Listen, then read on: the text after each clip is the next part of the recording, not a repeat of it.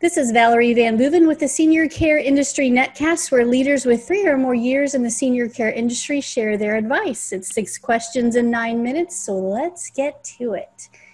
In a few sentences, tell us who you are and what you do. Thank you, Valerie. I'm Fara Gold McLaughlin, and I'm an advisor to investors, operators, and technology companies in the senior housing and services industry. Wow, and I looked at your website, and you guys do a whole lot with all of that in mind. Well, thank you. I mean, I would say that we're definitely evolving with COVID. Yeah, I think everybody has mentioned that. Everybody's made some changes in their business model or added to it, so that makes a lot of sense. What is the best thing about serving aging adults? For me, it's finding solutions to immediate problems, but also long-range problems. As I age myself, it's becoming acutely personal. So how can I thrive? How can I have purpose? How can seniors have meaning in their lives if they pivot out of maybe making an economic work decision into what would be a traditional retirement decision? And so that keeps me excited every day. Yes, absolutely. I think anything we can do to understand and really get to know our senior population and their wants and needs is so important. So we're going to switch gears for just a second and talk about online marketing. In this day and age, it's becoming more and more important. And I hear from other senior service providers that it's a little challenging, it's confusing, it's ever changing, which I would agree with. What is your experience and what are your thoughts with that? Well, first, I love this format. And so you are a very smart and intuitive nurse to realize that the healing of messaging and genuine communication needs to happen in a really dynamic, noisy space of social media. So for me, it was building out and certainly helping my clients build out their social media presence as a professional on LinkedIn.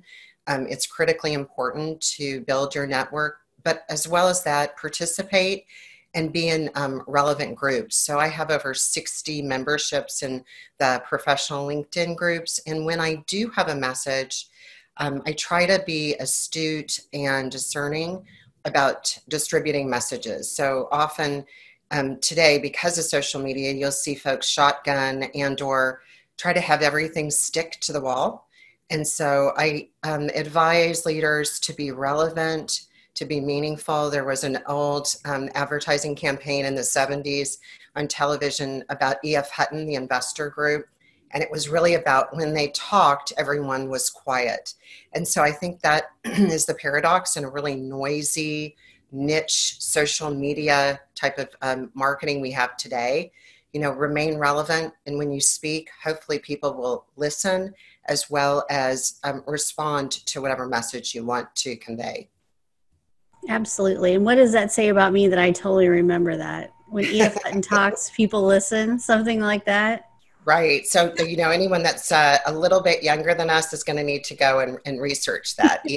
Yeah. Yeah, I remember that. That is, yeah, absolutely. Okay, I totally agree with you on many of those points. Being relevant when you're posting to groups. Oh my goodness. Yes, yes, please. Yeah, shotgunning your message to a million groups, you know, not really a great idea. Making it more personalized to the group is the best idea. So absolutely. What piece of advice would you give to other senior care providers? We're seeing what's happened today in COVID, and I give a huge shout out to a number of executives. I'm thrilled that they're women. I'm certainly not telling their story. They've been loud in telling their story. Take risks, take responsibility while you're taking risk. Don't blame others. So the CEO of Lynn Katzman of Juniper Communities, she went out and had assigned it a czar to COVID on her team, as she said, her queen of COVID. And they tested all their associates, all of their residents, and just went out in front of it. The CEO of Capella and Christian Communities out of Denver, she as well hired a private jet and made sure she got her PPE. So again, I think being a leader means taking risks as well as taking responsibility. Yeah, it absolutely does. And you know what? I'm going to hit an edit here. I've skipped a question and you did very well. Thank you. So thank you for recovering nicely. But I will edit this part out. All right. Do you want me to go back to what piece of advice, or do you want me to just keep going? Oh, whatever works for you. Sure. Okay. Okay, so let's skip to the last question because you did really well with all of that. Okay, when you have a win in life, in business, with family, how do you like to celebrate? Well, I like to share. I'm a collaborator. You know, when you do those DISC and personality profiles, mine is to collaborate and to compromise. So I know that, you know, we talk about winning. This is like a crew team. Seniors housing and services isn't an individual sport. And so in order to win, and I'd like to give other examples, so I do share credit. A colleague and a client of mine that I'm really excited about is a company called Sean DeVore Recruiting. And you often see in executive recruiting companies that tend to just focus on a transaction. And what I love about his agency and why I support it is he's been in the seniors housing profession for over 20 years.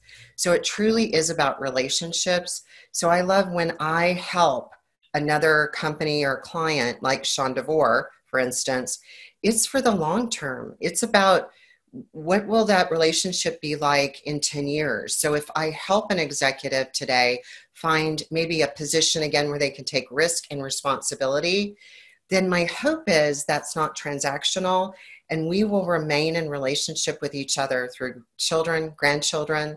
So again, collaborating, sharing credit with others, to me, is what I consider a celebration and a win.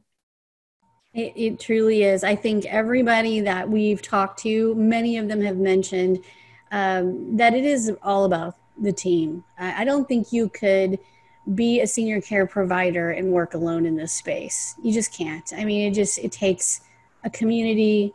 It takes a village to help each other, and certainly in senior housing, it takes a village. It is a village. It's, you know, a community in and of itself. And I really, I believe that, yeah, the teamwork component of that is so important. And celebrating wins tends to be more of a team effort. And sometimes right now it has to be on Zoom, but other times it can be together as a community. So absolutely. Well, and as an advisor, I do try to model a servant leadership approach. Mm-hmm.